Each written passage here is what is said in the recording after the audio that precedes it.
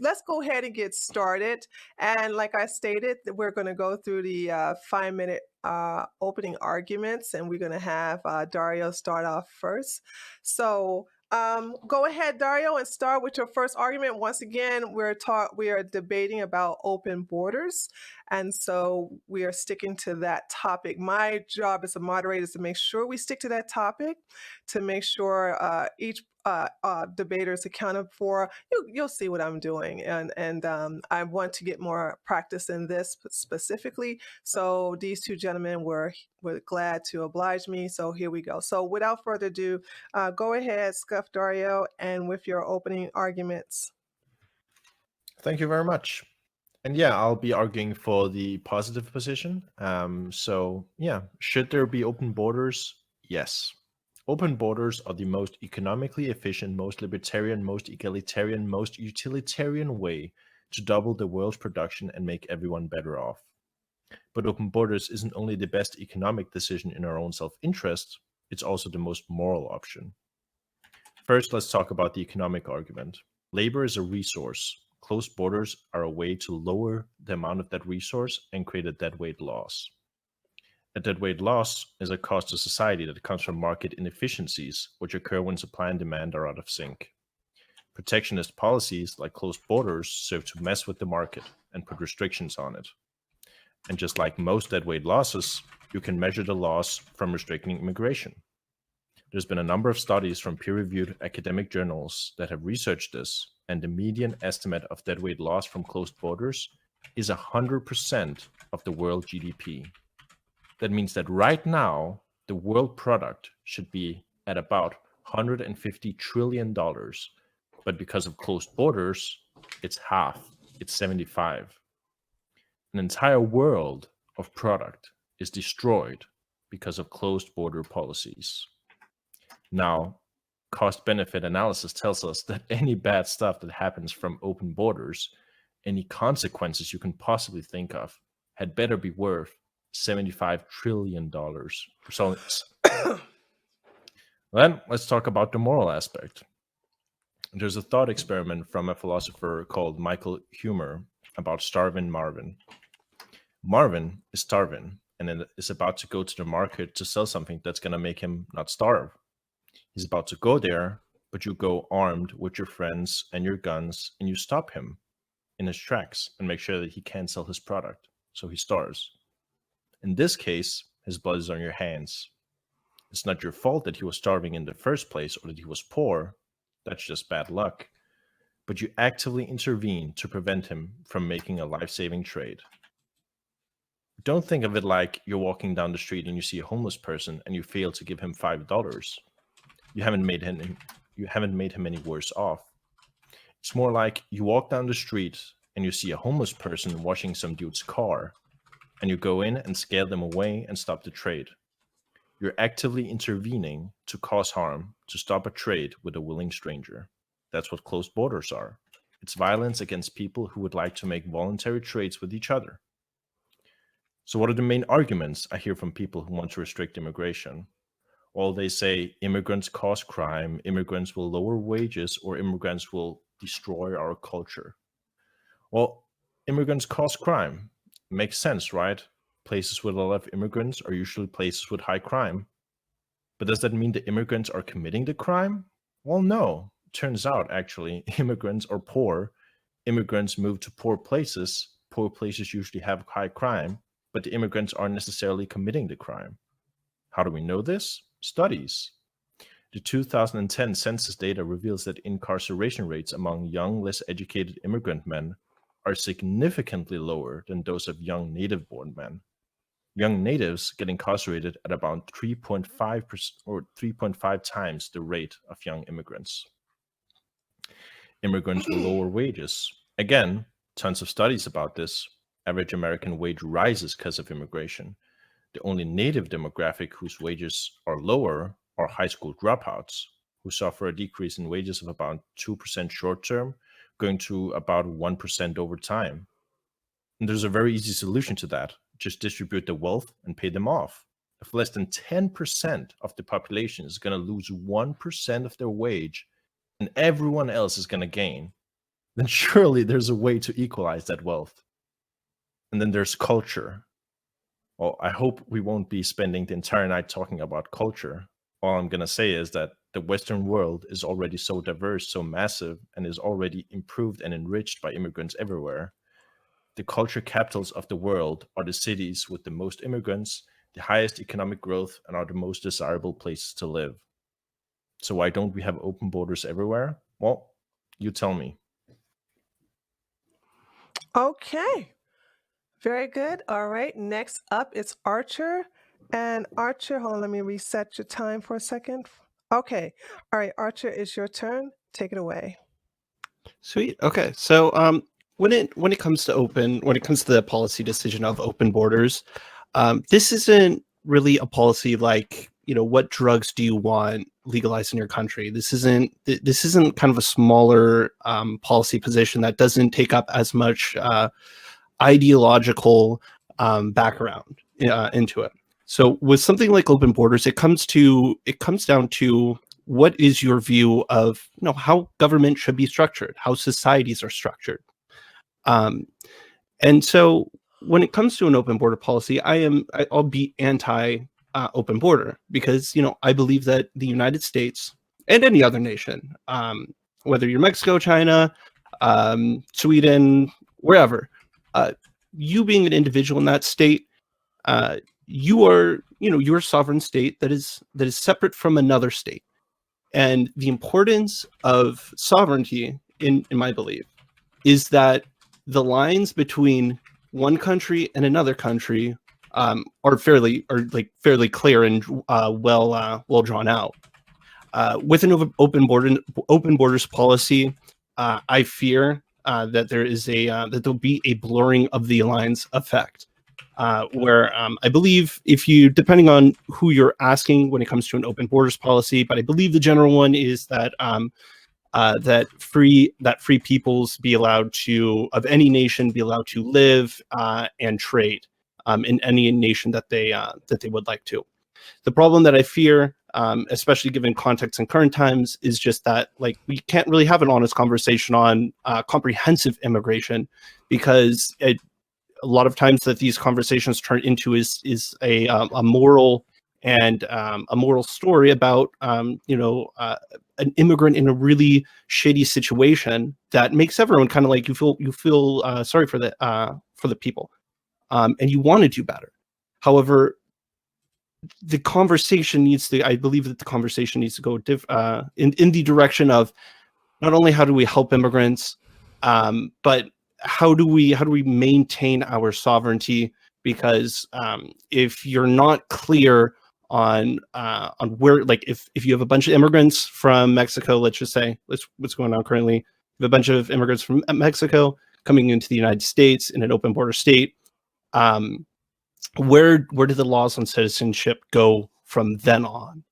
Because right now the conversation seems to be, if you come to the United States, you have a child, that child is now citizen, but we don't want to remove the family. So is that problem going? I see that problem being blown up to an absolute extreme, and that's it on that part. And then finally, beyond that, I just think it can become a national security issue. Am I running out of time? No. I'm sorry. Okay. I should mute myself.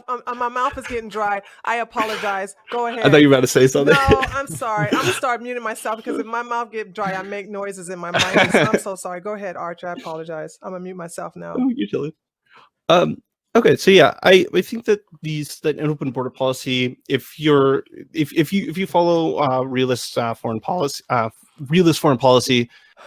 it's that every other nation is a separate actor. They're going to act as a rational actor, promoting their state's self-interests.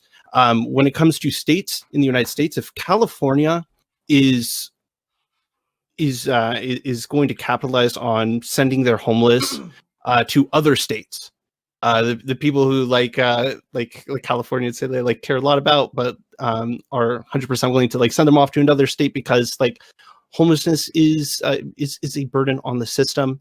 unfortunate as it is. I can see that having a reverse effect with countries. If I'm the leader of another country that has a high poverty rate, I mean, like, it's a lot cheaper to send the people in my jails or my homeless over to the United States, where, like, in an open border society, again, like, these crimes aren't going to be prosecuted, and I can just send all of my people that I like that are a drain on my system over to the United States, and that can be I can see that having a crippling effect on the United States. Okay, all right, sounds good. Okay, so now we're going to go to the freeform round, but it's more structured. You can interrupt each other, however, do it within reason. You know, allow each other to make their points. If you're going to stack questions, you must basically tell the person, okay, I'm going to go over each question one by one to allow them to address it. I really frown upon stacking, which is gish galloping. I probably frown upon that because you're requiring the person to take notes. I, on the other hand, will be taking notes. And if I have any questions for either one of you, I will interrupt and ask a question. So without further ado, if any of you all have a question or would like to challenge what the other person made, what the other debater made in their opening arguments, go ahead and do so now. Okay, we'll start with you, Archer. What did you have a problem with what Dario had said in his opening arguments? Oh shit, I was muted. Sorry. I mean, if you don't want to, I can also. I have some points written down. Yeah, I mean, like, we could start off for you.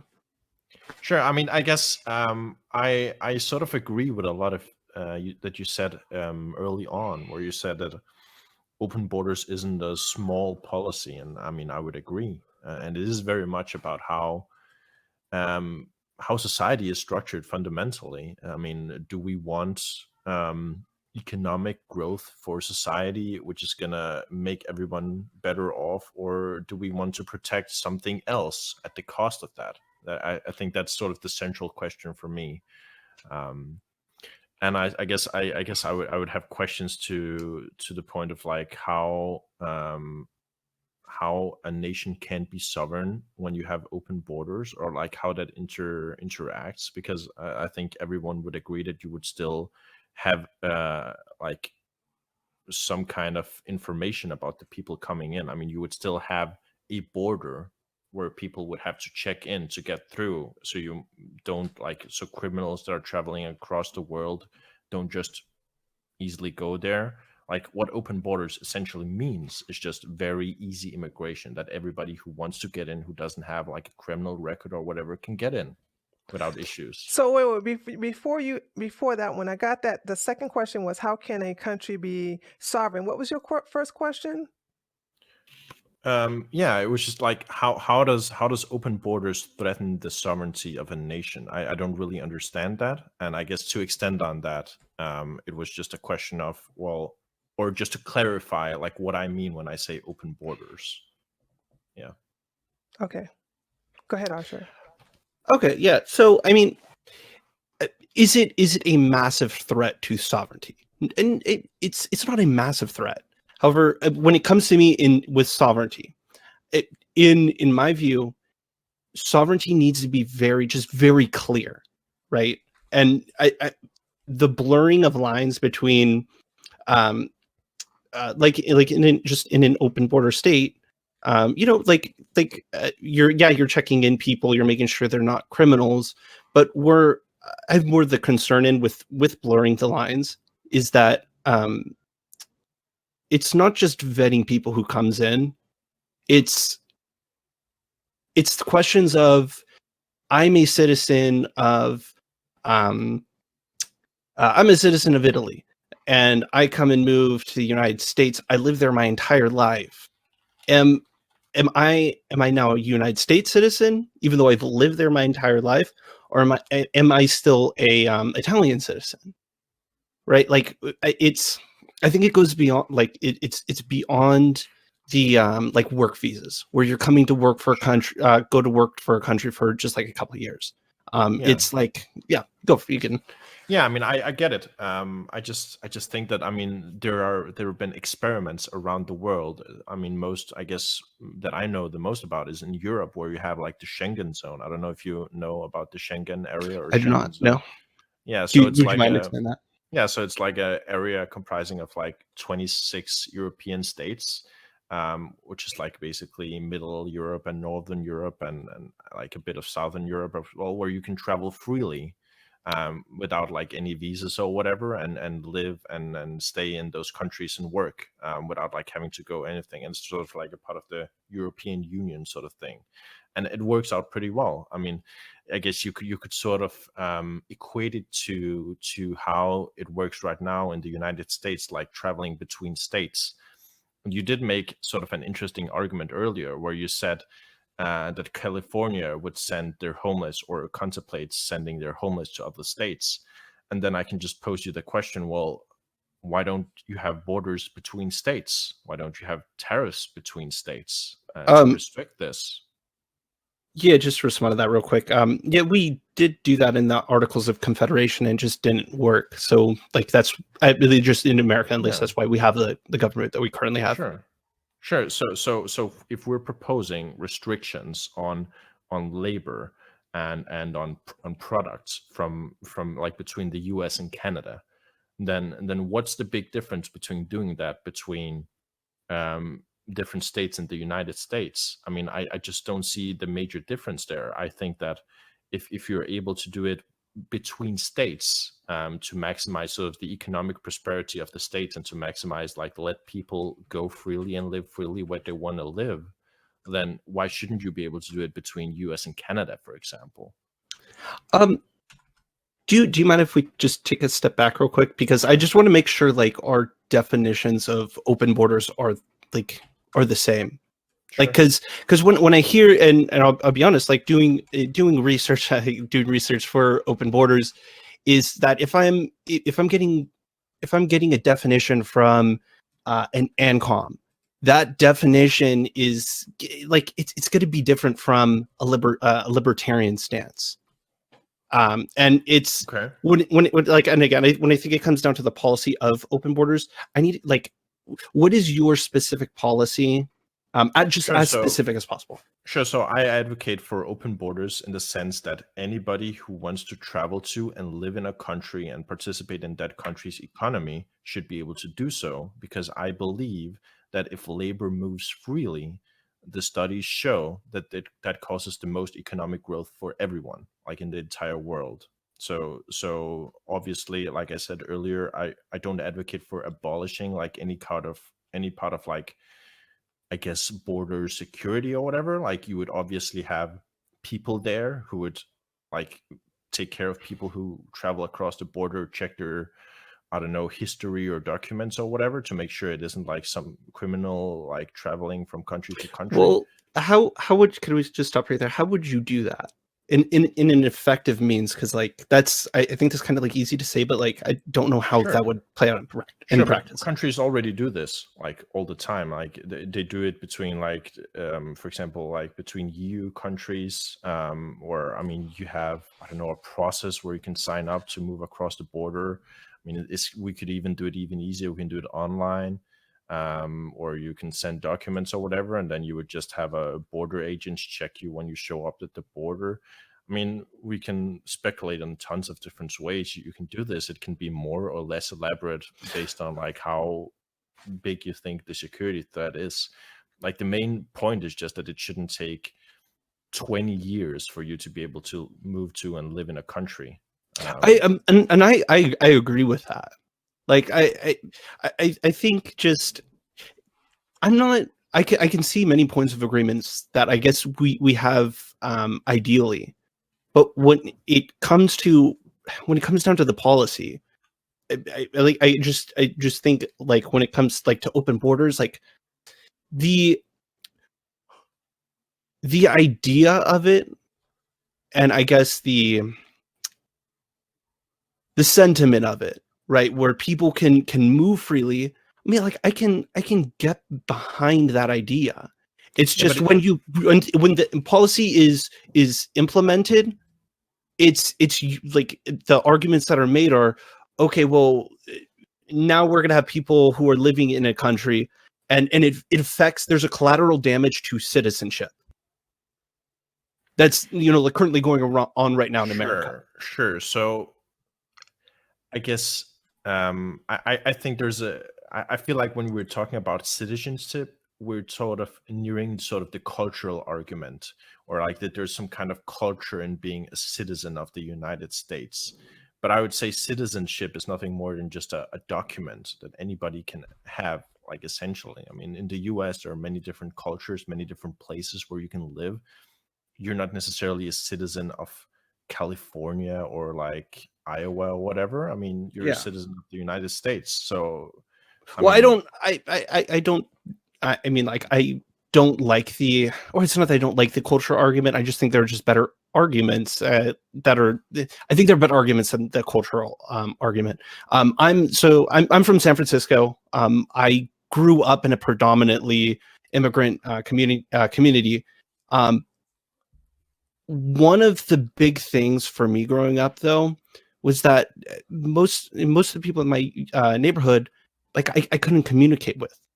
They Sure. they couldn't speak English. Sure. And that's, I mean, like that to me is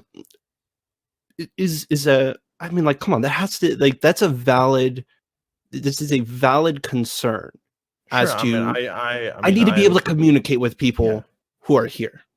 Right. Yeah, I mean, in terms of like a future scenario or whatever, I mean, I'm for like a one world language where everybody in the world speaks the same language. I think that's the most economically beneficial for everyone. I mean, it can be English, it can be whatever is the most popular language at the time when the policy is implemented. I just think it makes the most sense. I mean, in terms of like immigration and whatever, there are countless efforts to educate people who immigrate to a country in the native language. And it makes sense because when you're educated in the native language, you're more easily able to participate in the economy. You're more easily able to secure the things that you came to secure from the country. And it's in everybody's best interest to be able to communicate in the language already. And I mean, I'm sure if we were to look up like stats of like how the percentage of immigrants who know English, I would be sure it's rising. I would bet money on it. So I mean, while I do agree, it's a very real concern. I mean, it's a concern everywhere in the Europe as well, where you have many different languages from like all the different countries. I mean, if you ever talk to fucking a Frenchman or like a German, dude, Germans don't know any fucking English. Like traveling through Germany on a fucking, I mean, dude, it's terrible. So yeah, I mean, I get it. I mean, I agree. I mean, but I think that apart from language, which I think is a very real concern, I don't think that there are. And sorry, when I'm saying language, the point I'm just trying to, like, the broader point is, and I'm not, this isn't a challenge to anything you just said, just to be clear. Sure. It's the idea of communicating. That's, I mean, like, that's just one of my essential, put culture aside. Okay. The first thing I believe any nation, like if we're going to unite behind a nation or one world government, like you need to be able to communicate with one another. And me being like a United States citizen, and like, again, like I like with the border policy that is being proposed in an open border state, again, trying to go back to like the where it affects citizenship, at least what's currently going on right now here in America, where you have a lot of immigrants who are coming to the United States in the current system illegally, and when they come into it, so when immigrants of I'll just be Mexico or China. Okay, if they're coming straight to the United States, they're most of the time they're not going to be speaking the English. Sure. And that's from my experience living in San Francisco and just in a predominantly predominant neighborhood of immigrants and Italians. My family is Italian. We immigrated. My great grandparents, I don't know, it's the same thing, right? Like it was the same thing for them when they first come to the United States. They didn't know how to speak English, but when they came, like, they learned English. Yeah. To communicate with one and another. why did Yeah. they learn English? To communicate with one another. Yeah. And why is it important? It's important for them more so than it is important for you. Like, as much as you think it's a disadvantage for you not to be able to speak to them, it is much worse for them, 10 times worse for them not to be able to speak English in the United States. And that's all the incentive that they're gonna need. I mean, at Well, the end of the day. why is it 10 times worse? Because if you're able to speak English, you have much more like job opportunity to like get all kinds of different jobs. I mean, especially if you want to move up like the job ladder. I mean, I'm sure that there are some jobs that you can work, mostly like unskilled jobs that you can work without knowing English, probably. Yeah. But I mean, not Isn't that the everybody wants economic? to. That's the economic argument for it, is that they Yeah. take unskilled labor. But I mean, like, unskilled labor is, you know, is like jobs that don't require intensive communication and intensive. Yeah.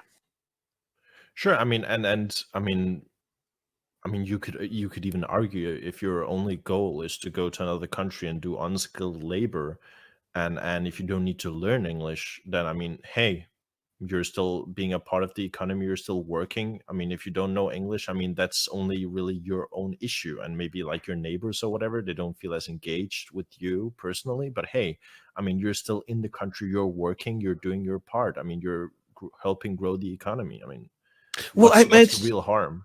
Okay, yeah. So, and I guess this is when I talk about culture, I guess this is more in the line of where I'm of I guess where I think culture should be more emphasized. It's the communication with, like, people just in your local community. I mean, like, I want to be in America, like, in the future. I want to be able to trust my neighbors, at least, or trust them enough. Like, if I'm going out and I'm going out for a week, and I want to and I'm just like asking them, hey, can you keep an eye on the house or something? I want to be able to at least have the ability to establish like a relationship like that. And you can't if you don't speak the same language as that person, I mean, right? sure. I mean, again, granted. I mean, I think it's important that everybody speaks the same language, and I think, I mean, if you want to focus on that, I mean, the economic boom that you gain from immigration is more than enough to finance additional education for everyone to be able to learn English, even if you provide it for free to those immigrants, like give them a 2-year whatever course in like English or whatever, and like force them to do it, even if you have to. I mean, the economic gains are so big that you Yeah. can force to waste money on doing things like that. But Oh, no, but just yeah. just to address what you said. So even there, I would even say, in your specific argument, the great part about like open borders or just being able to move wherever you want to move, you're able to move somewhere where everybody speaks English. You're able to do that, and you don't even have to move out of your own city. You can probably just move to another neighborhood. Like, probably if you're well off, you can move to a richer neighborhood, and probably everybody is going to speak Yeah. English. So I But mean, what? yeah. So wait. So under that. So okay. Under that argument, like, if let's just say the United States, this is hypothetical, okay, and let's just say we have a massive immigration boom and the predominant language is no longer English, it's another language. Should all of those people who were born in America, um, who who were born American citizens for generations, or even like new immigrants who came in and learned English, like should all of those people, now that the majority of the country just doesn't speak English, they now have to like move out? Well, no, not necessarily. I mean, you can live in different areas or like different states that speak different languages. I mean, if people are able to move and associate freely, I mean, there's no telling like what you can do. Again, I would prefer if everybody speaks the same language, but it can just become like Europe instead. I mean, where you have Germany next to Denmark, or you have Sweden next to Denmark, and nobody understands what Swedish people say anyway because they all My girlfriend's Swedish. yeah, you know the struggle. Yeah. So yeah, I mean, just because you're living in sort of the same economic area doesn't mean that you have to all speak the same language. Again, I would prefer if they did, but I mean, there are scenarios in the world that work out just fine by having sort of segregated by language areas. Yeah, and okay, I just want to be clear, like, like, I'm not a fascist. Like, the ethno state is fucking stupid. I don't like, think you're a fascist. Yeah, just be clear, because I like, at least Tree, when she first saw me, like, was thinking I was a trap conservative. Yeah, I did. I've been fooled by one trap, Yeah. Bastille, so I don't want to get fooled by another trap. So I'm feeling very conservative in this conversation, I gotta say. What do you think, Tree? You are so conservative. I told you I was going to get you to the side, baby. I'm going to get you. But I'm sorry. Go ahead, Archie. What were you saying? Yeah, we know you're not a fascist. Go ahead. Yeah, no, I want to just making that like, just making that said, making that clear. Like again, so I guess I'll bring it to my part of my opening statement, which is like your philosophy of how government works, and what is the relationship of the state and the people. In my personal view of how a society should be functioned.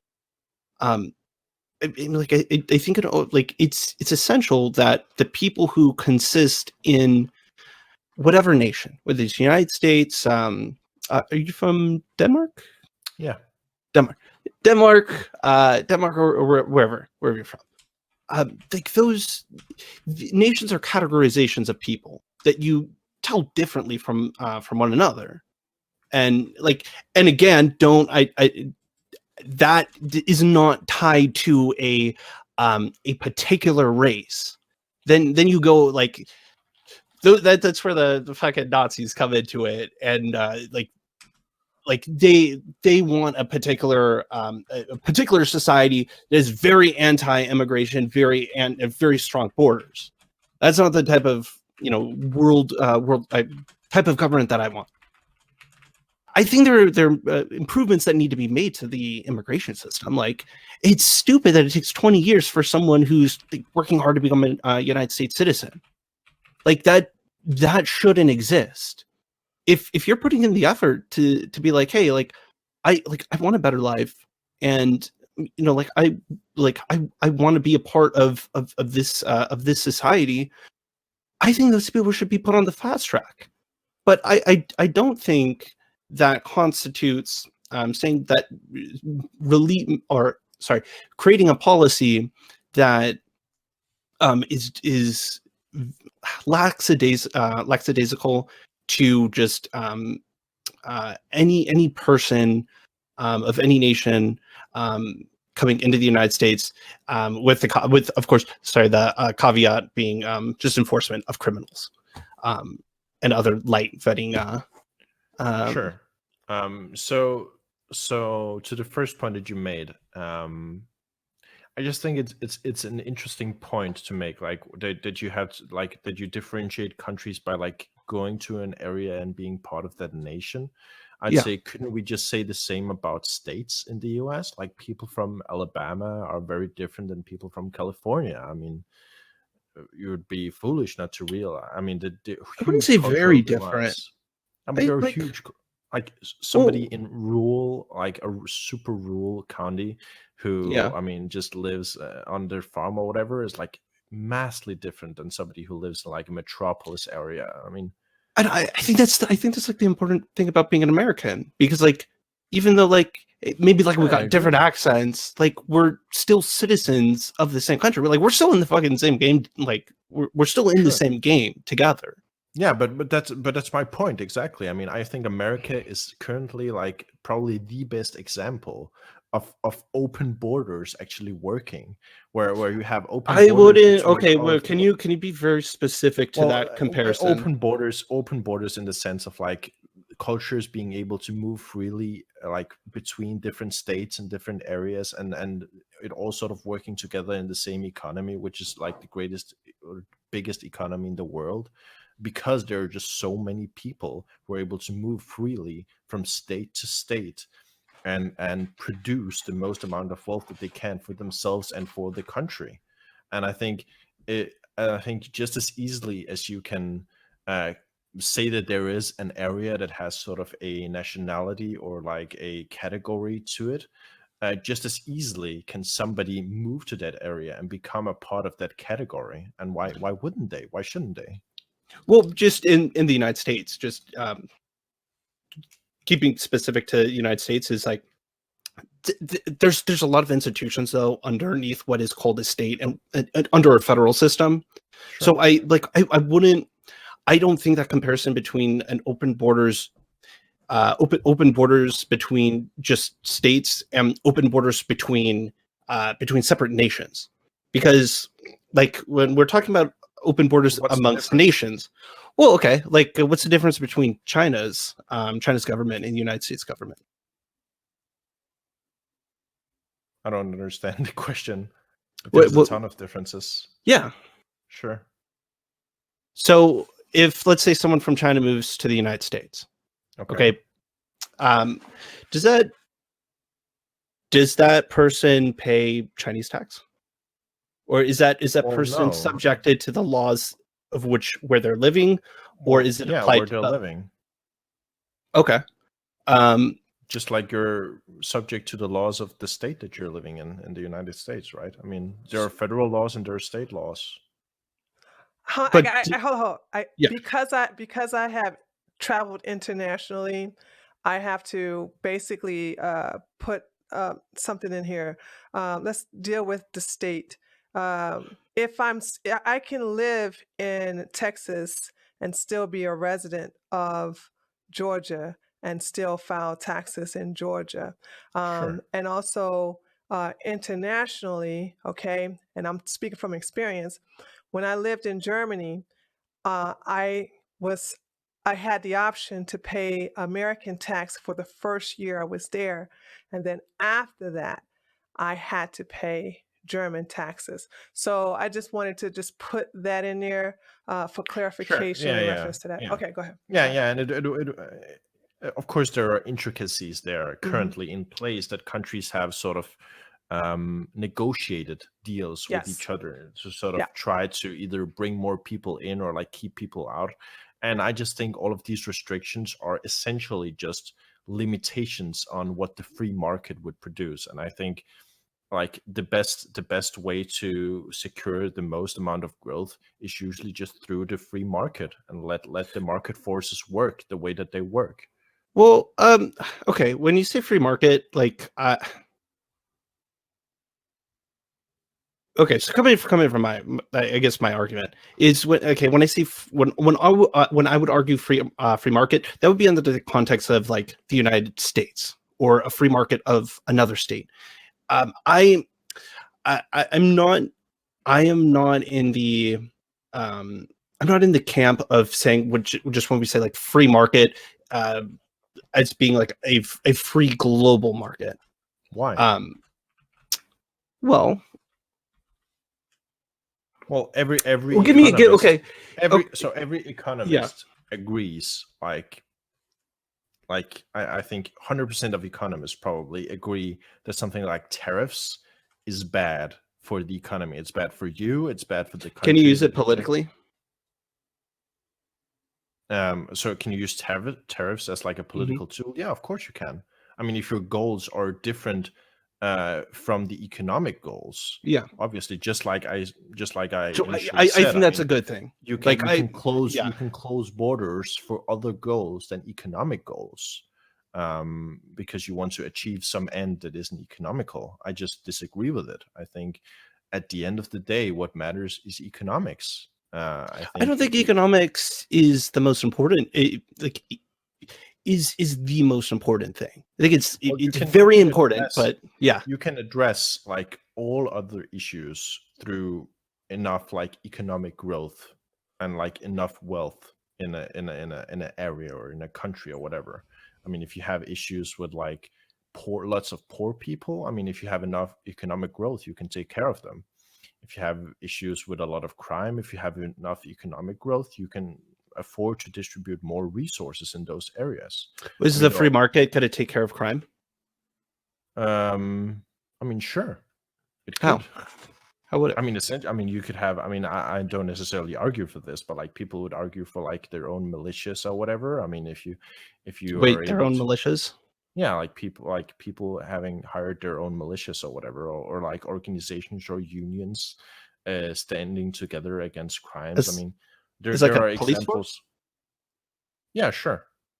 Or like something like even something as benign as like a neighborhood watch or whatever. Like there are more benign examples, but there are also like more, I guess, historical drastic examples. Like I believe like people militias being formed, like the Black Panthers, which took up arms against like police brutality. I think in the 1970s or something. No, it was in the 60s. 60s, sure, yeah. Okay, so the organizations like the Black Panthers, or I guess so they just more towards like my family's like would probably be like relatively good comparison. It's like the mafia for my family, and I'll be very specific when I say why this is comparable, is because the mafia, at least for Italian communities, gave off like guises of like we're here to help you guys. We're here to help the Italian immigrants who are coming to the United States. But the mafia, like, they fucking like destroyed the Italian Italian communities in in America. I mean, like it was a place that wasn't, the mob wasn't good for Italians as a whole, but to Italian communities, it was a different story, and because it's also like a sense of protection as well. And I think that's one of the big things that Black Panthers did. No, helping out Black community. The Black Panthers did in fact help the Black community. They had health programs. They did provide food for the underprivileged. They also had the police watch. So they it was like an organization. To be fair, I totally see I see exactly what you're saying in reference to the mafia. But when it comes to the Black Panther Party of Self-Defense, that was their original name. They were not in the same category, to be fair. Oh, no, I'm sorry. I just clarification. Okay. I meant like a comparison in the sense that, like, right, they're giving a sense of protection. Yes. The mafia was way fucking worse in like knocking people off and shit. And like and the racketeering crimes. Sure. I just want the comparison was with the communities. Yeah, I get it. And I think you're definitely do have points in terms of like historically there have been organizations that have took up arms and done some less favorable things in society. I mean, of course, everybody knows about these examples. And I'm not necessarily like an ANCAP. I mean, I don't believe that everybody should go out and invest in their own like military or militia or whatever. The argument that I was trying to make, to be completely clear, like this is the argument I'm making, is that when you have enough economic growth, it isn't that the free market takes care of the crime. It is that the free market generates the resources that the state can then spend to take care of the crime. So, well, okay. Okay. So or when the it comes to government. It doesn't have resources, to be a state. Yeah, sure. yeah. So for the resources, um, I don't like. It depends. It depends what resources you're talking about. $75 trillion. No. So okay, so right, that okay. So if you're talking about resources like a capital, but you're going to put that capital to programs or Sure. something that's going to improve people's lives. Yeah. So my specific thing when it comes to that is, well, what programs are we talking about, and how much money actually needs to go to these programs? I mean, now we're just And talking that's about like the the role of specific. government. I mean, we can dive into that a little bit. Or I personally think that the government has a duty to secure everybody, all of its, I guess, people living in the country's opportunity to get as much economic gain that they Living in the possibly could. country, or living in the country or citizens. Living in the country, sure. Okay. We can say that. I mean, and if I mean, there are different economic arguments to be made in terms of like who should be able to get what kind of benefit. And I mean, if you're worried about that, I mean, you can very easily make sort of economic arguments. For example, let's say somebody immigrates to a country. They have to be on their own for, let's say, 1 year, 2 year before they can receive any state benefits or whatever you want to put, like some kind of limit or deterrent there. Either way, it's going to turn out way better for them if they immigrate, and it's going to turn out way better for the place that they immigrate to, even if they can't receive any benefits there. So yeah, I mean, I would say personally for me, Okay. I think you should be able to secure everybody have a base amount of education and healthcare and stuff like that. Make sure that everybody is economically safe to pursue whatever they want to do, like for their lives and like participate in the economy. But if you're worried about that, there are solutions there that economists have made. Yeah. Oh, so I think okay. So now that we have like an open border state, okay. So let's imagine United States open border state. Yeah, sure. Do you predict that immigration is going to go up or down? Up for sure. Yeah. By a lot, by measurable amount. Sure. Yeah. Okay. So okay. So let's we're going to assume that, right? Immigration is going to go up. Now, now how do you think? Do you think people are going to stay there and have families there and continue to live in the United States? Well, I think that people, when given the opportunity, are gonna go wherever they see most like economic benefit towards their lives. But there are, of course, other factors as well that factor in. Like, why doesn't everybody in the United States move to the biggest cities where they can sometimes triple or quadruple their pay for like any given job? It's because there are lots of reasons why people move, and there are lots of like economic market forces that affect it, such as like housing prices or like average wage. Yeah, or even don't move to culture. San Francisco. Sure, yeah. Jesus Yeah. Christ. So these things are already in place, which is gonna make it so that not everybody is instantly gonna move like to the same places, because it wouldn't make sense for them. Yeah, the rich are just going to get centralized in one location, like in San Francisco. Sure. Like, and I don't think that's a particular good thing, because like when the people are coming to the United States, I want to help. I think idealistically, it's a good thing to help people who need a better life. But like we need to control that. But I think when an open border policy comes out, a lot of those people are going to be coming to the United States for that better life, and a lot of that's going to be unskilled labor, and you're going to saturate. I think you're going to saturate the market with a lot of unskilled labor, and like then you're going. So now we're going to have like a massive amount of unskilled labor that possibly could get diluted out in maybe a generation later. But then also on top of that, like, so under I guess this policy then is that like anyone who's living now in the United States is subjected to welfare, which I really disagree with that, because like I think as like that's like one of our privileges as being a citizen. It's like you are like there are things Okay. you should be entitled to as a citizen. Yeah, go Okay, for so it. there were sort of 2 points there. I wanted to Yeah. sort of cut you off before you got to wait. Just the first point we can go. Yeah. Yeah. So the first point about a lot of unskilled labor coming in.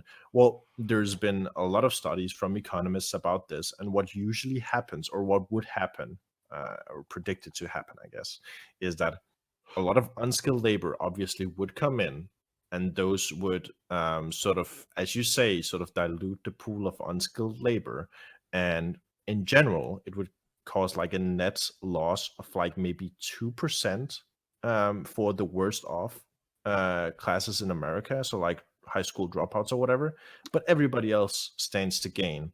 And that's because it's sort of faulty to think about labor as just, or like people as just coming in and sort of consuming jobs, and that's what they do.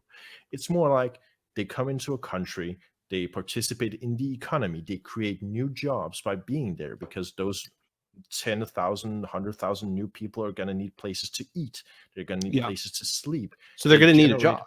They're going to need a job. Yeah. And a lot of the native born people who are already there have an advantage, because they are going to be first in line to move up to like managerial positions that are going to have to take care of all of these new people who are coming in and need to be managed for like all kinds of jobs.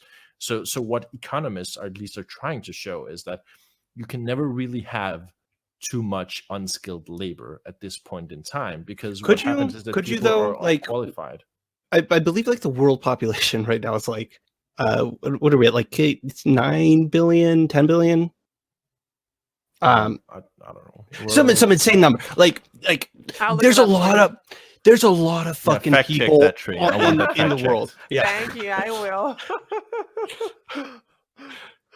Go ahead, Archer. I'll go fact check it. You go ahead. There's a lot of fucking people in this world, and like the way that I think a just capitalist system, like a just capitalist system should function, is like they are hierarchies, but they're hierarchies that you're that you can move up and down within.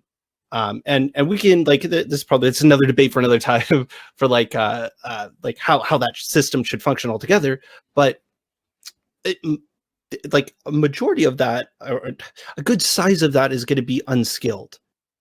Sure. And it's 8 billion, by the way. It's 7.5 billion, so it's 8 billion. Okay. Thanks, Tree. You're welcome. So you lied. You lied, Archie. You told me 8. I just gotta lie. That's the only way to get my point to Michelle. No, I'm sorry. Continue. Sorry, I read that on 4chan. No, I mean, like, I'm sure, like, yeah. So even if we're really conservative, and we say $1 billion, or sorry, not even $1 billion, 300 million, the size of the United States. There's definitely 300 million people who are unskilled laborers in relative to their specific countries.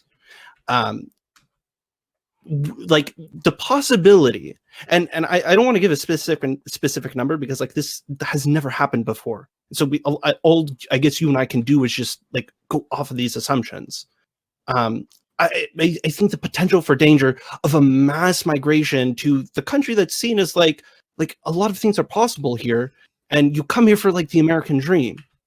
I see the possibility of a labor saturation of an unskilled workforce being a valid and a potential great danger to the country. But I also like had this point tied into it too, because it's like these two are really connected, as well as because like with now this increase in the workforce, now that like the law says like, okay, anyone who lives in the United States is entitled to these benefits, we have to go into the specifics of that, because like, are they paying the same tax rate? If they're not United States citizens, legally they're not subjected to the same tax code. And sure, yeah, they could be paying sales tax or Yeah, the social security tax is taken out exactly. of Yeah, yeah. paychecks, but that's Consuming not tax. that's small beans compared to fucking like to your taxes that you're going to file during tax season. Sure. How are you going to pay? How are you going to pay for all of this welfare and all of this this new influx of immigration?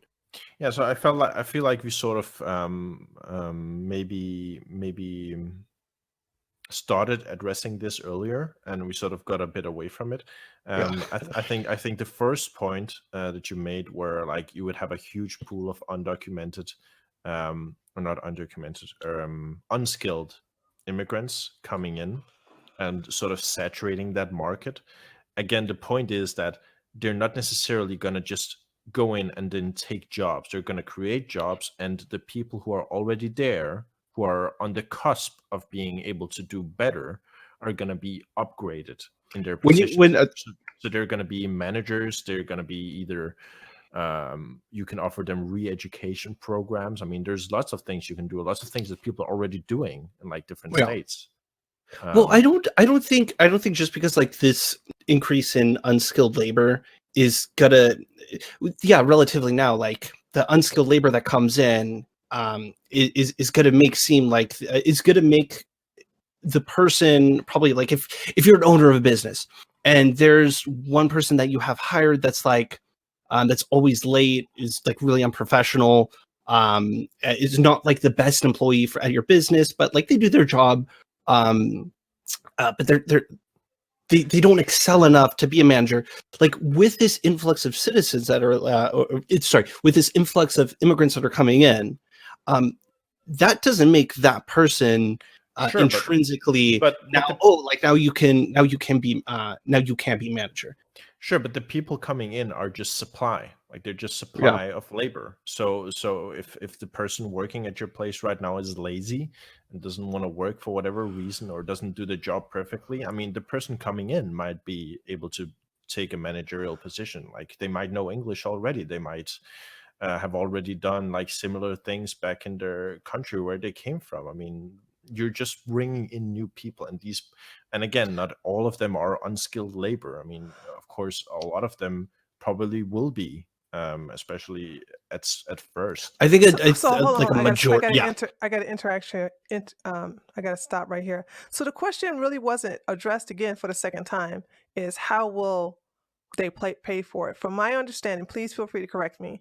The argument was that immigrants still pay taxes through sales taxes.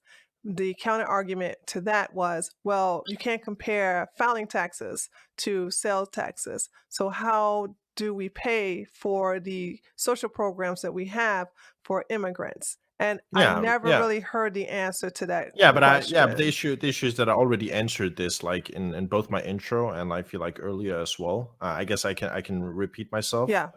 Where first off, I mean, if you're worried about that specifically, you can just structure sort of the rules and like how the taxes are structured and who pays what and whatever, to make sure that people who are immigrating right away don't gain those benefits right like when they immigrate. Like they're gonna be better off. Like right now, you're not paying social security, you're not paying healthcare to people across the border right now. You're not doing that, right? So you're not doing that for people across the border right now. So when they cross the border and work in your country, you don't necessarily have to pay those benefits to them right away, but they will still be better off by being able to move their labor to the most efficient place. So they will effectively be living a better life without you having to pay anything for them. And I get, okay, so we're like, this is partially my fault too. Like we're going all over the place. But like, I guess, okay. So my main contention is why I would be considered anti-open border is that I believe citizens are entitled to specific rights. because I see country as like a as like a club, and this club is like the premier club, because like you're a part of it, you're paying into this club, so you should be You were born entitled. into it. Yeah, you're born into it, but you can emigrate to it. And again, like membership, like the membership is like you can welcome, depending on what country you live in, and how the state functions. At least the way I see United States is that membership is open to people who want to come in, but are like willing to like put in effort and just like be able to I think the requirement should be like you should be able to speak English. I want to be able to like communicate with other people of this country. So like if I go to if I go to Southern California, like I can like if I want to communicate with someone, I could like speak to them. Because again, like growing up in San Francisco, these communities like they're segregated. In San Francisco, like these communities are segregated because like there is that language barrier. And it's not like a we like Hispanics hate whites and whites hate Hispanics. I think there's a potential for great relationships to be built, but it's again it's like we can't communicate effectively, and you can't build those strong relationships. So I think that's a part of building that strong membership and that's the strong club or society. And what an open borders program would do is dismantle. I think it dismantles and blurs the line of like what this club is, or and who and what are people entitled to that are citizens. Sure. And I think the argument that I'm fundamentally making is that what I would like to see is that instead of this club being like this little exclusive club at like at a fucking fisherman's place where everybody goes fishing like once a day and that's it, instead of just being like that, I want more people to be able to participate in the club and pay membership so that the club has we could do money that enough to expand. We could do that without doing like a open-border huge style. Trump resort, like golf club where everybody can fucking go golfing 24/7 and everybody is just participating and creating as much wealth and as much prosperity as they possibly could. Yeah, I'm 100% with you there. But I think you can do that better and more efficiently without open borders. But I don't think you can. I think why not? I think the economists have made it pretty clear that the best way to grow the club as big as you possibly can is through like if you're artificially inflating that. But it's not artificial. It's creating wealth. It's creating produce. It's creating. Can you not create wealth and produce effectively through other means? Of course you can. Of course you can. But we're talking about creating the most wealth that you can possibly do. And the way that economists say that we. I mean, I'm not an economist, so I can just take the word for it. The way that they present the argument is that right now we can double the world's GDP if it wasn't for borders. And of course, there are other issues in terms of like where should borders exist, and there are like war areas, some places in the world that might have issues. But surely there can be a less stricter immigration standards. But an open borders policy though is it's a I don't mean to sound cliche when I say this, but it is. It's a radical. Dude, I promise you, everybody's gonna learn English. No. Sorry, like an open borders policy though is like it's a radical change. Sure. And, like again, I don't mean to sound cliche when I say that. No, I mean, but it is, and like a radical. Most people. I'll give it to you. I'll give you the argument. Like most people are nationalist to some kind of degree, or most people are protectionist. Wait, hold on. I'm not nationalist. Sorry. Let me because I'm changing up the argument just a little bit here.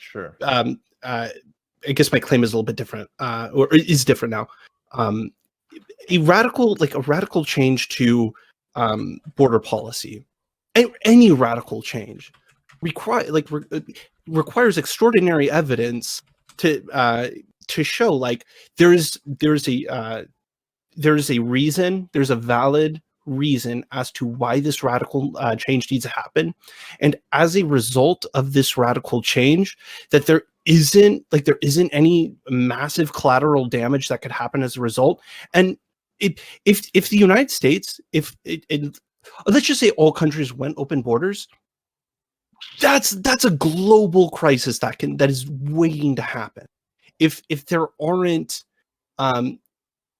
if the system that you're proposing isn't ironed out completely, and I think when you iron that out completely, it no longer becomes like this open border society. It becomes much more in line with kind of the systems that we have now, but maybe possibly a more comprehensive version.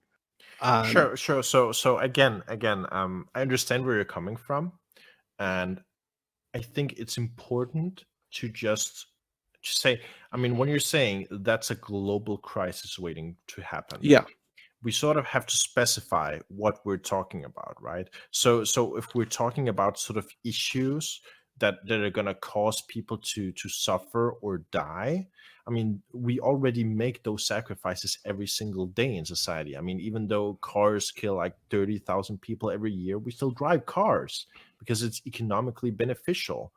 And we're talking about the most economically beneficial policy that you could possibly make, like doubling. But it's just not like GDP. okay.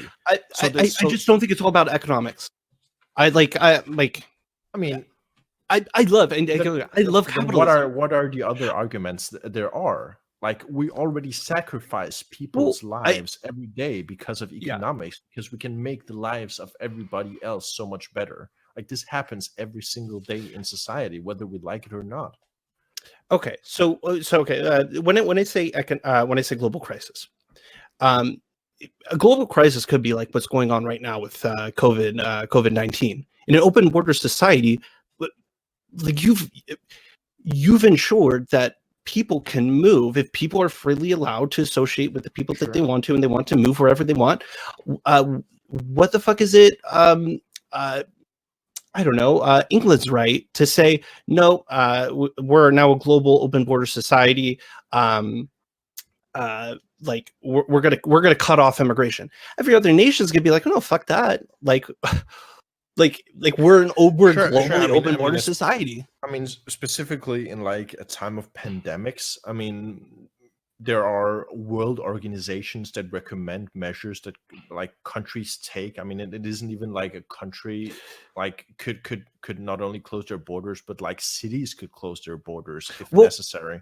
Okay. But breaking just quickly, breaking it up economics again, we could say, well, if the world has even 20% more economic produce or economic power to sort of throw around, well, we could be spending much more money on creating ventilators, on creating masks for personnel, which is missing. Yeah, but are people going to wear that? Like realistically, most people are like. I think you cut like out we there. have like so many fucking. fucking. You cut out a little bit there, Archer. Say that again. Oh, sorry. So like realistically, most people aren't fucking wearing masks. Yeah, but the people are getting maybe more hygienic. But sure. The big thing is like getting people quarantined, which people aren't fucking doing. Like sure, we can look at all over. Yeah.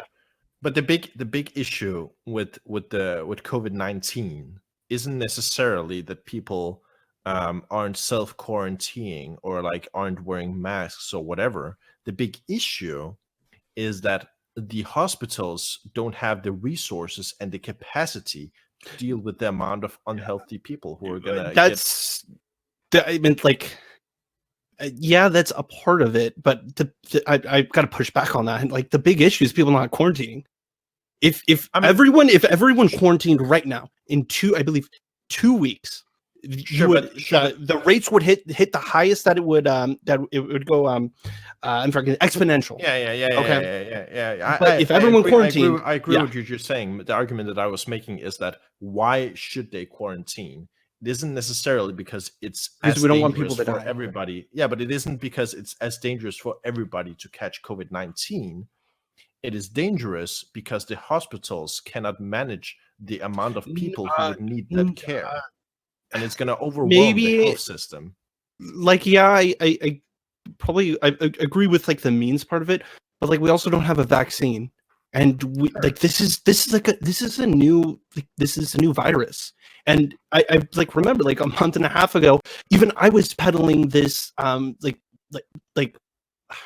I was peddling the fact that like don't worry about it, like this is just like the common cold, and that's what people were saying, and I like that was the original narrative was the people who actually cared about this like about this virus and understood the severity of what this virus was going to be, their voices were drowned out, and like these even with a starting like that. I want to stay on the COVID argument here. I want to we're getting a bit off. Sorry. That actually can go into a deep hole. I want to go back into I want, so in order to come back into the immigration argument, I would like to ask Scuff Dario in reference to economics.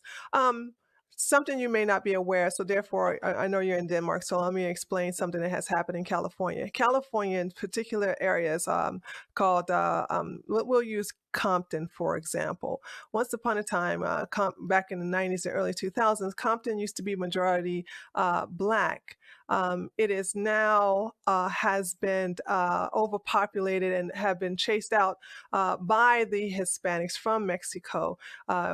A lot of people don't know, but there is a racial tension between Blacks and Hispanics, particularly from Mexico in that area, which has caused Blacks to move out of that area that has now been drastically, the demographics have been changed from being predominantly Black to predominantly Hispanic. Do you think that this is, do you not see that not only did a culture shift, but it also put a strain on the Black community economically? Sure. I mean, definitely. I mean, racism exists. I mean, racism exists regardless of economics. I mean, racism is a different issue that cannot necessarily be solved by just making everybody rich. I mean, there's been tons of studies about this. However, it is the case that violent behavior, or even even violent racism, is often, and I'll quote Jordan B. Peterson here, where he said the biggest like from a psychological point of view, the biggest indicator for violence or like crime or violent crime isn't necessarily just poor people. It is the difference between, or the relative difference between richness in an area. So if you're poor in an area with a lot of rich people, there's a bigger chance of there being crime there. These people, both of them are poor. The Hispanics that move in. Yeah. Okay. Yeah. So what I would say is that, well, I mean, obviously, there's always going to be crime. There's always going to be racism. There's always going to be these issues. The facts of the matter are just that if you have more resources available, you can deal with these issues in a better way. You're not spreading your police force thin. You're not having terrible schools where people aren't educated to a level that is satisfactory to sort of carry on and have other things to do than go around and be violent and one join last gangs. thing. It's not necessarily about the violence, and I'm gonna shut up. Here's my last question. What is this a 2-on-1 trade? No. I'm not dogpiling, I promise you.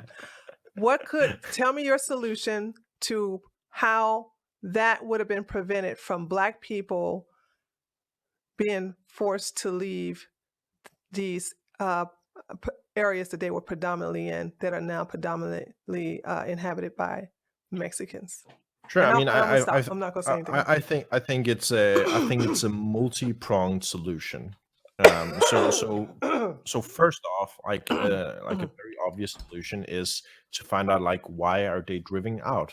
Is it because of the Mexicans or Hispanics or whatever coming in and then taking the jobs away for whatever reason and not leaving things for the African Americans there?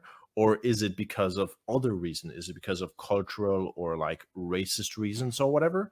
And each of those things have different solutions. So the economic reasons is just a question of redistribution. It's just a question of where do you invest the money from the state. So if the state knows that these things happen in advance and can sort of anticipate these things happening, you can invest in programs for these Black people who are losing their labor to a more efficient or like cheaper labor force. You can investigate in education for them. If it's a cultural problem or if it's like a racist problem or whatever, well, you can invest in like, I don't know, cultural education. I mean, these things do exist. I mean, there's studies about how you can sort of bridge the divide between different cultures and how you can lower things like racism. I think I have a list of like some studies. Where do I have it? That says that diversity doesn't necessarily hurt like social cohesion. I mean, of course, there's always going to be places where that's not the case. There are going to be outliers, but overall, I mean, if you look at the studies, I mean, the more you are exposed to a different culture early on in your life, the more accepting generally of that culture you are. It's You could push back on that just a little bit. Sure. I don't think we have an answer to how to deal with racism. Oh, And of course not. yeah, and I think that's like the starting point is like, like how do we actually deal with it? And I think a lot of the ways that people deal with this is that there's kind of like this knee-jerk reaction to just be a fucking asshole, like, to the racists, because like, yeah, like those people deserve that. No, I mean, sorry. Those there's an emotional reaction that's like like to someone who's truly vitriolic, like like someone who's burning crosses, but like that's not like there has to be a better way that we deal with these problems. Like we need a specific way of like saying, here's step 1, here's step 2, here's step 3, so on. This is how we get rid of it. And I don't think we're there yet. And because I don't think we're there yet, I don't think dumping massive amounts of money into programs that currently don't work and haven't worked in the way as advertised for the past 60, 70 years, I don't think is a good idea. Like there has to be a rewriting and massive rewriting of like the programs and the resources that we're supplying to citizens. Sure. I mean, I don't necessarily disagree with anything you said. I mean, I personally don't think that you should have sort of a vitriolic, sort of angry response at people who are racist, like even the worst racists. I think personally the way that you deal with racism is to acknowledge why racism happens and study racism and realize why are these people racist, and don't just cast them out of society for being racist. Try to integrate them back into society and try to teach them how they can benefit from people who are not their race, or like find out why are they racist because they have a family member who was beaten up by somebody. I mean, there's tons of different ways you can deal with racism. The worst way is you just create different classes of society and say we won't deal with these people. And I think a lot of it starts, as you said, with broken programs that don't necessarily work. And a lot of the reason why these programs work, can you guess it, is because they're underfunded. The school system in the US is the public school system is terribly underfunded because of the way the schools are funded through property taxes. I don't think the problem is funding. Like so I agree with you. The school system. Oh, I think no. I think the school system is like the fact that you don't know, like that you're not told in high school, like, hey, like invest your money. Here's time value money. Yeah, Here's some yeah. actual valuable things to I learn in agree. life, and that you get grades for that. That's fucking stupid. And like some people are really good at math. Some people are really great writers and are good at technical skills.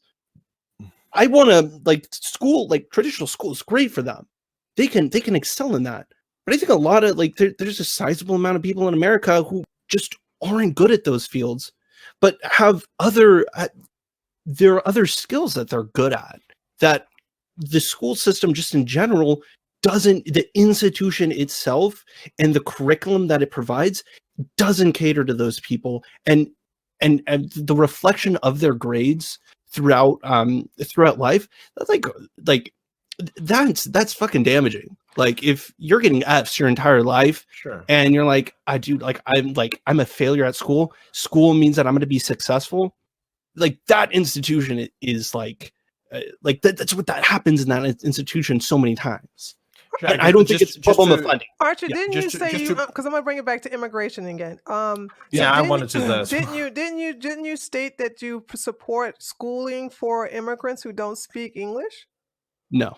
Oh, I'm sorry. I misrepresent. No. Sorry. I'll clarify. Okay. I think that citizens of the United States are entitled to school. Okay, so just to bring it back to sort of the open borders argument, I agree with what you're saying, but I do think, and I think this is founded as well in sort of the literature, that I mean it's not, you don't even need literature, it's basic economics. If you have a lot more people there, you're going to drive up demand, and one of the things that people demand is schooling. If you have many more people, you can afford to build more specialized schools. A lot of the reason why the We could do that right now. Sure, you could we not? Yeah, I mean, you could. I mean, private schools. Would it make more sense that cater? No, to do it right now. At least. But the issue is that you can't necessarily cater, or you can't necessarily make all the schools go around economically, because if you divide well, yeah, you could like the public school with public school, like if you're saying funding in the sense of, hey, we're not just throwing money at this institution the way it is right now. If the argument is like, we're going to change this, we're going to change the system, sure, but as a result, we're going to put more money into it. I'm on board with that. Yeah. But again, depending on the caveat, depending on what the institution is. Yeah, but you have to have this money. You can't just throw it in there right now if the money isn't there in like the federal budget or whatever. Yeah, but how much money do you need? And like the United States could. Schools?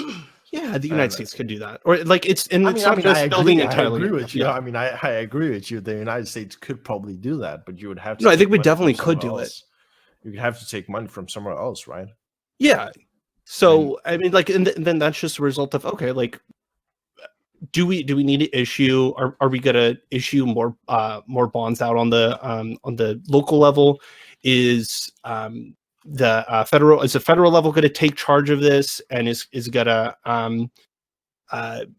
appropriate more funds by a higher tax or a lower tax, whatever? Like, you can work out the details of how that's going to happen, but it's like I think it's a definite possibility that it is completely feasible to do it right now. Sure, but there's a difference. There's a difference in scale, right? So let's take Germany as an example, right? In 2019, largely, I guess, economists would say, because of like immigration and stuff, like Germany's economy has been booming the last couple of years. In 2019, they had a record-breaking 13.5 billion surplus in their government spending, where the United States is currently like deficit spending. Yeah. And, like, basically printing money, right? So you can say, well, if you have many more people, you're working more efficiently. If you have a surplus of like 13 billion, you can sort of say, well, what do we need in society? Do we need specific schools that teach people like basic economics, like basic life skills that people can go to or choose to go to after like primary schools? I mean, who knows what you can spend money on? So I'm I gonna think do. it's I'm always gonna hold on. I'm gonna do a 2-minute because the chat is going crazy. They want to ask questions, and so what I'm gonna do is we're gonna do a 2-minute cool down on this, and then you're gonna do your closing arguments, and then we're gonna take questions from the chat. How does that sound for you guys? Unless there's Sure. some, Good. if there's some points that just you didn't get a chance to get out, yeah, I'll give you extra. just like I will give you some extra time. Go ahead. yeah, just to finalize the argument. I mean, to make it a bit more tangible, Okay. I say politically, to like get bills passed and like negotiate like how to spend the federal budget or whatever. I think it's much easier to pass a bill that says we're gonna spend additional money on things that it is to reappropriate money from other places to there. So if the Democrats are going to be like, hey, let's pass a bill that's going to take funds from the military and give to education, it's going to be much harder than just say, hey, we have all this extra money. We have a $10 billion surplus. How do we spend it? Can I respond to that? Yeah, absolutely. We Yeah, got. yeah. Go ahead. This is the 2-minute cool down. Yeah. Go ahead. Absolutely. Okay, so I would say like being careful with the policy is really important, and making smart policy. I think it's the best way to go. And yeah, it's more difficult dealing with policy, but you're gonna have better outcomes as a result.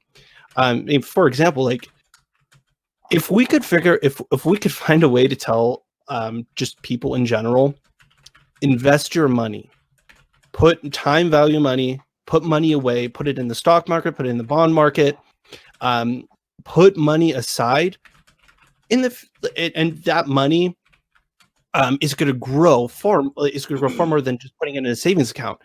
If you have a majority of Americans already saving and knowing this is like this is a part of being an American, is everyone invests their money, you're not going to need to spend as much money on Social Security as a result of this. Like, people need Social Security because they fucked up and like didn't invest their money. So if we give people the tools and we tell and that again, that policy, the devil's in the detail with that policy. If you could have a policy that achieves that, you don't have to spend as much on Social Security. And I think that makes a lot of it makes Republicans happy in the fact that like this program this program spends so much. This is so much of our budget every year spent towards Social Security. But that's because it's an entitlement, and people rely on it more than if they had planned. If the United States had given a plan to them as a young adult, that the end all goal would have been different, where they wouldn't even need to take out on that Social Security. Okay. Sure. So we're gonna go ahead and do the closing arguments. 3 minutes each. So we're gonna start with you, Archer. Go ahead. Oh, sorry. Closing arguments. Yeah. Go ahead. Yeah, I mean, okay. So, in all, I revert back to the philosophy of what is the government, and what is a citizen, and what is the relationship between the citizen and the government. And then, in my view, the government serves the citizens in the current society that we have right now, and that we're forming as just hierarchies as we can. It's not always just, and there's things that we can do to better it, but we try to live as justly as possible. I don't think in this just society, diluting giving people more opportunities while decreasing the opportunities of the citizens in that country in the first place is a just policy, and also the justness of the relation between the clearness of definition between state from state to state. Yeah, that's pretty much that. Okay. Go ahead, Dario. Yeah, whenever you talk about government, I'm a small government guy. I think the government should provide the bare necessities for people to thrive and live the way that they choose, and I think that's what government should do. I mean, government should provide the opportunity for people to live out their economic dreams that are the best for themselves and the best for society. I think one of those economic dreams is to move their labor wherever they are most efficient to spend it. I think that's one of the most fundamental things that a government can do is to provide secure travel to and from places where you are most efficient in the way that you can provide for society and for yourself. And I think whatever issues you might have with sort of mass immigration or open borders, or call it what you want, I think those are addressed by the tremendous economic gains that you would gain from doing such a policy, which I think is probably the single most um, economically efficient policy you can implement on sort of like a world level. I think the data backs that up. Then the question is just, well, if we're not doing that, then we better have a damn good reason not to. And I think something like learn everybody speaking the same language, I can relate to that. I agree. I think everybody should speak the same language. And I think by having more resources, you can invest more into people learning and speaking that language. And you can still make so much more profit from just having those opportunities there. Yeah, I think that was a tree. All right. Okay. I want to make sure. Okay, great. So let's go ahead with the question. We're going to start with Journey Started. He states, you have a town of 10K and see an influx of 60,000 non-English speaking move in. Can the school set up for 10,000 socialize and be forced to spend more money on the 60,000? As I assume that's a question for me. Yeah. Yeah. So, and I got one for Archer after that, but go ahead. That sure. was for you. There's sort of a lot of questions being posed there that aren't being posed directly. So the first question is, well, what if 60,000 people just move into a city where 10,000 people live? Well, there's a lot of reasons why that wouldn't happen just like that. There's a lot of market forces already in place, which make it so that you can't just move 60,000 people into a city of 10,000. So, for example, like rent would skyrocket, which would make it so that 60,000 people just couldn't move in overnight. There wouldn't necessarily be jobs for all of them. I mean, why would they all have to go to school right away? I mean, I don't really understand sort of the logic behind that. And I think the other question is, can the 10,000 people provide social programs for the 60,000 people right away? And again, I mean, there is no reason why they should or could do that. I mean, you can easily structure the systems in a way where you can gain all the benefits from economic movement and sort of try to deal with the negatives that you can possibly imagine. And one of those negatives could be having to provide social security for a vast amount of people that you didn't previously. But again, those are solved by either making the economic situation so that they will spread out in a way that their labor is needed in many different places, so there aren't just 60,000 moving into 10, or you can simply limit those benefits to a point where it is economically feasible and everybody is still going to be better off. Okay. This one is for Archer. Can you ask Archer what you call a payroll deduction that goes into a savings account that you can't touch until you're 60? So that was a smart ass question. I didn't realize. Well, no, actually, no. I knew you were gonna ask. It's called a entitlement, but I think there's a horrible actually no, sorry. This is great marketing when it first comes out.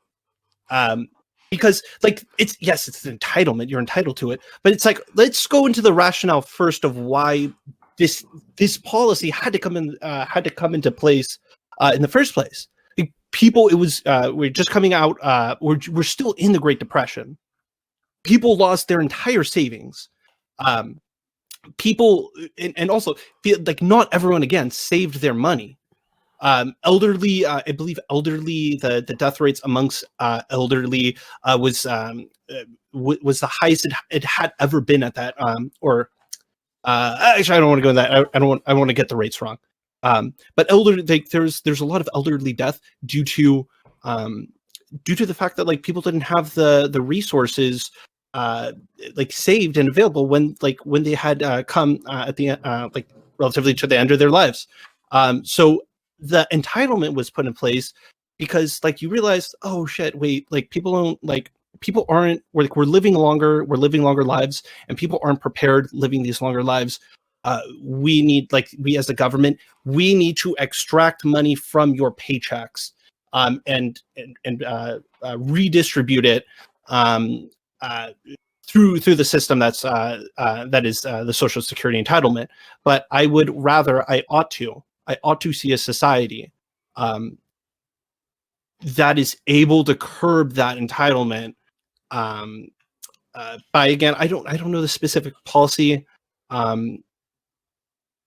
but it does not seem to me impossible that we couldn't come up with a policy that maybe lets you opt out of Social Security, or Social Security is like you could choose the amount that you put into Social Security, and that's your own private account that you can I don't know, maybe take like loans out for college that are that have no interest rates on it.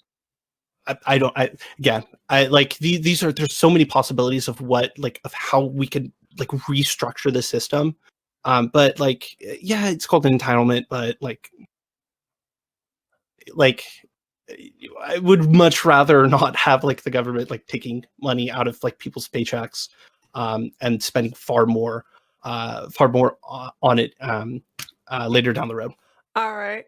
I'm just laughing at their reply, both of their replies. I'm laughing at their replies to both of you guys. You know what? This is the first time I've seen this in my chat where it's not partisan. Actually, this is amazing. Okay, I'm doing very well, Teddy. I'm doing very well, Grumple.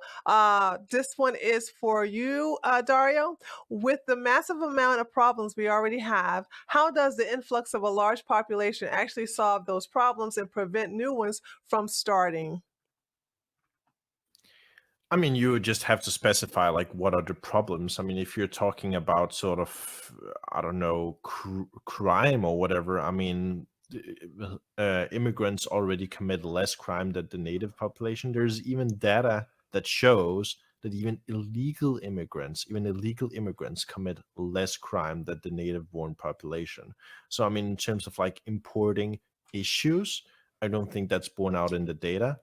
If you're talking about other things than crime, then I'm not really sure what you're talking about. But generally speaking, again, these issues are solved by spending more money. I mean, it sounds stupid. I mean, it feels like every single time I'm met with like an argument, my response is throw more money at it. But at the end of the day, I mean, money makes the world go around. I mean, you can solve a lot of problems in the world by just giving people more money.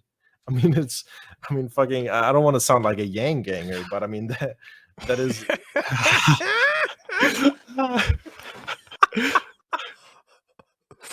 Yeah, I mean, imagine.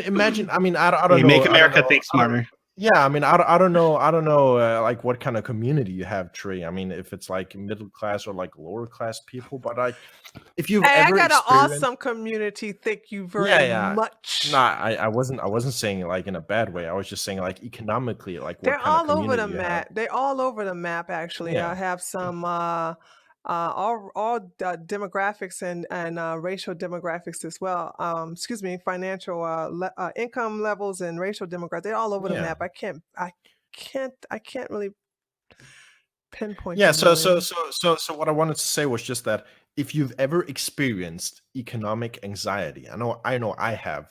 I know my life would have been a lot better like during some years if I didn't experience economic anxiety. And just removing economic anxiety out of the equation is just going to make so many people's lives so much better. Okay. Yeah. Okay, next question is for you again, Dario. Illegal immigrants already committed a crime by entering. How is their I don't crime care. rate? Yeah, blah blah. I don't care about that. Listen, being an illegal immigrant is a crime on the same level, like federally at the same level as getting like a really bad speeding ticket. I mean, it is the same. And I mean, No, it's just that's saying. not the same. that's- Come on It's the now. same. It is It's the not the same same. statue. It's the same statue. No, Listen. no, Being because illegal. running a red light is a misdemeanor, okay? And you get a Sure. ticket for it. You get incarcerated by coming into this country, and it's a Sure. federal offense. There's two different. Sure. Yeah. I was saying sort of like in how much I care about it, sort of sense. I mean, we're talking about Well, open borders. Like when we talk about open borders, we're talking about making it impossible, or like basically impossible, to be an illegal immigrant in the first place. So they would not be committing a crime by going into the country. They would have no reason to, unless they are like a fucking mafia lord or whatever, trying to get in for whatever reason. And yeah. I'm sorry, these questions. I'm sorry. I was like, all right. I'm not laughing at you, Dario. Okay. Can you ask? I'm ready for all the No, questions. I know, I see your chat. They're I know, fucking angry. They're fucking ringing at me. Shlomo Listen, is I'm pissed. reading. Hey, I'm reading all the fucking chat. Meanwhile, As the official ambassador of the Republican Party, Dario, you're a cool guy. So, He's cool. Can you ask Dario if the I hear there's not a lot of libertarians in your chat right now, Tree. There's not a lot of capitalists in your chat. I see that. Hold on, listen, let me get through this, please. I'm trying not to laugh. Okay, can you ask Dario if the educational system in the United States is so flawed? How are we second ranking the most innovative countries in the world, only behind Sweden? Innovative. I would have to see what you mean by innovative. I mean, you can look up like economic systems and like the U.S. Or not economic. I mean education systems, and you can see the U.S. is like towards the bottom of like Western countries in terms of like all the different ways you measure sort of schooling or whatever, and like I don't know where that's coming from. Yeah, I've the back Dario up there. Like, you can manipulate the shit out of those, like out of those tests.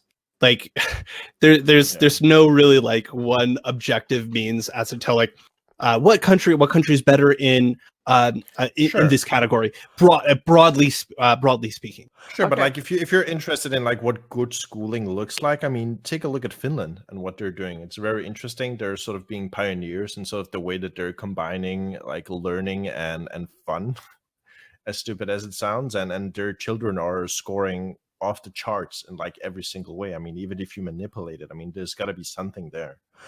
Who specifies the government? Can you guarantee a less professional politician than Trump who will not be elected? Is government God and divine? I'm not sure I understood the question. Because this was in reference to what you were saying earlier. I guess do you see it, or do you want me to read it again? If you don't remember the Nah. point, okay. I don't see it. Okay, I'll say it again. Who specifies? Oh yeah, no, wait, I see. Yeah, sorry. Yeah, who specifies the government? Yeah, but what's the question too? It's like, Journey started. Can you answer that question again? And this is the one that had me laughing. I wasn't laughing at you. This is the question that had me laughing out loud, and I meant to mute my mic. It says, "Can I move into Dario's home and pay 50% of his bills? It will help his economy. I'm ready to move right now." Dude, if you want to do low-skilled labor and move into my place, dude, you're welcome. I'll put you to work. Dude, I'll put you to work. Dude, I have my own company, dude. I'll put you to work. Come over. Next question is, why are we saying illegal immigrants instead of undocumented immigrants? Because they came in here. I'll answer that one. Because they came in here illegally. So that's the reason why we use the proper term, which is the legal term. They are not here. We're not talking about legal immigrants. We're talking about illegal immigrants in reference to certain things. Okay, the next one is he did say something bad, speeding tickets. Go get a 75-mile speeding ticket and see if you don't get incarcerated. Well, as a previous police officer, actually it's based upon your discretion. That does not work all the time. And also each jurisdiction have different types of ordinance. This is why I really roll my eyes when people compare America to Europe. You know, saying we have cities, we have counties, and then we have states. And there are different laws and jurisdictions and police force and law enforcement forces within those individual areas. For me, when I was a police officer, you would have to go 55 to 60 miles over the speeding limit to be incarcerated. And basically, if you were actually, and this is why I said it's based upon the police officer's discretion, if you're going that fast to take your wife who just been shot or is having a baby to the hospital, why would I lock you up? All right, next question. Let's see. This is an unjust law. The law itself is okay. That's not a question. Can you ask the closed border guy why he thinks that a government can better regulate the movement of people and labor better than markets, and the people and the people themselves? That's for you, Okay. Dario. Oh no, I'm sorry. That's for you, No, Archer. no, It that's said for closed. Archer. Closed. So that's closed Well, border. Okay, fuck. okay. Go ahead. I mean, first off, like, I mean, like, I'm not a closed border. Like, like, I wouldn't say it's a fair characterization of my points. Like, okay, I think market forces are Just like slightly open borders. I mean, yeah, it's like a mixed, like, Yeah. I mean, you can like everyone, like, that's not whatever. everyone is this fucking partisan hack who's just like just regurgitates fucking Democrat or Republican fucking talking points. Like, it's like, listen, I think market forces there's predictability to market forces, but at the end of the day, like, it's you're not to rely on market forces completely. I think it's a bad idea. With the government, and I think a valid role of government is having that as an institution to rely. And you can rely. I think you should and you can rely in specific scenarios that the again, very specific scenarios and specific as to immigration, that you can rely on the government to control immigration. But with the caveat on that implication, just it depends on like the policy. Okay, so I wouldn't say it's just if some president comes out and restricts, just says no, brings back the alien sedition or Chinese Sedition Act, says no Chinese people. Yeah. Okay. Guys, you can stop and putting questions in because I want to make sure we respect the time because Scuff Dario has to get up in the morning. So let me ask these right here and get them out of the way. Please ask Dario what Finland has provided the world that shows their superior education systems matter.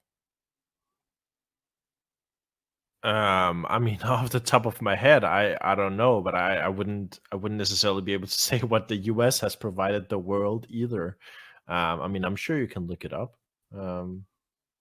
Yeah. When you say economic anxiety, you mean incentive for people to improve themselves, work harder, and learn new skills. How is remove this from society a benefit to it?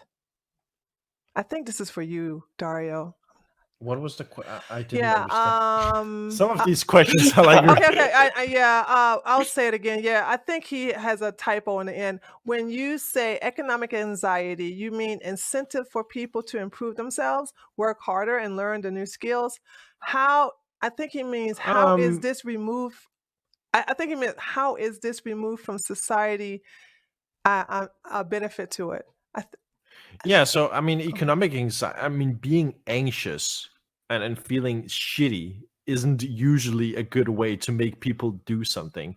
I mean, you want to have incentives. You want to build structures where they can see how they can improve their lives. You don't want them fearing for their life and fearing to be thrown out on the streets every single day and living with that anxiety. I mean, if you've ever experienced anxiety, I feel like that's a really stupid question to sort of say. I mean, I don't, yeah. In other words, who decides these saintly rules to regulate us in our global society in regards to mass migration?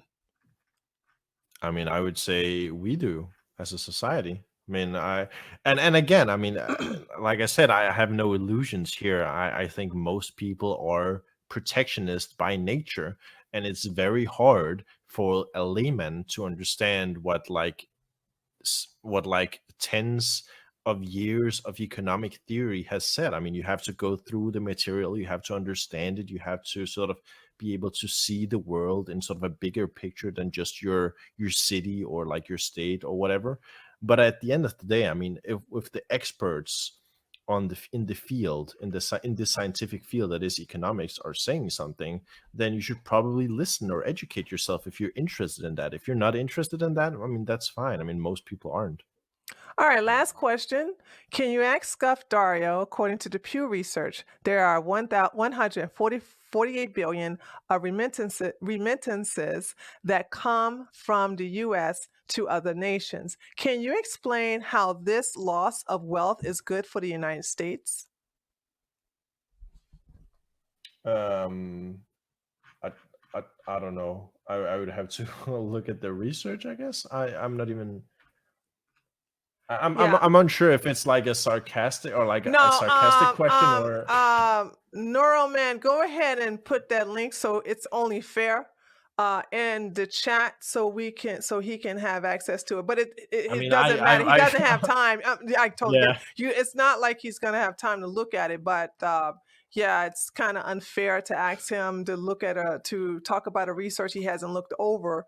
So I don't want that to be an unfair question for him. But anyway, it doesn't matter. That's the last question. Guys, stay tuned. I'm still going to stream. But I want to. There you go. Did you see it? Did you see it? Yeah, I mean, I'm not sure if it's like a sarcastic question of like how does the U.S. losing money benefit the U.S.? I mean, I assume it's like a sarcastic question or whatever, and I'll just say, well, what we would want to like that. Like people exporting money out of like people going to work in the US and then sending money back home is something that you would want to avoid by opening up the borders. Like this is a consequence of closed borders because those people cannot live in the US. They can only work there for like a green card or like a work visa or whatever, and they have to go back home again. Instead, if they could come to the US and live there, they would be spending money in the US and bringing their family there. Sorry, I'm reading slow-mo. Yeah, slow-mo. I mean, you're welcome. I mean, what can you do? Send me a DM with your skills, and I will put you to work. Fine, man. I'm sure I can find work for a young man like you, or whatever you are. And you know what? I'm sorry. I love this about Dario. He takes it like a champ. He doesn't even get butthurt about it. Like it's like he has no problem with it. He rolls with the punches, dude. I think that's an awesome characteristics to have, dude. It really is. You just roll with the punches. Anyway, I'm going to keep my word. So I want to thank both of you all for coming to debate this. Archer and Dario. So would you like to part with any words before we leave? Before you two, I'm still staying here. Before you two leave?